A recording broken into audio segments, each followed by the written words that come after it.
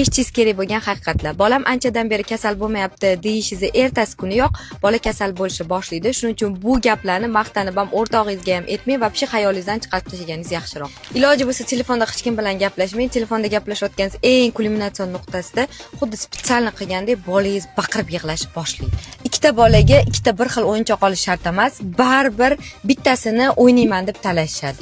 Uyga kelgan mehmon bolasi bolangizni qaysi o'yinchog'ini o'ynasa, bolangiz yillar davomida unga qo'lini tekkizmagan bo'lsa ham, o'sha o'yinchoq o'sha paytda aynan bolangizga kerakdek xarxasha qilib baqirib yig'lashni boshlaydi.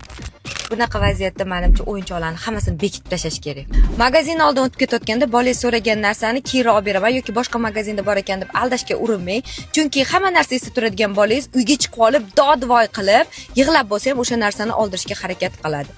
Tak что faqat o'zingizni qiynaganingiz qoladi, o'sha joyda olib berganingiz yaxshiroq. Ovora bo'lasiz prosta. Bolam bugun obedda uxlamadi, kechqurun vohliroq uxlaydi deb orzu ham qilmang, chunki bola baribir o'zi xohlagan paytda uxlaydi. Bolajonimiz haqidagi eshitishimiz kerak bo'lgan qolganlarini kommentlarda kutib qolaman.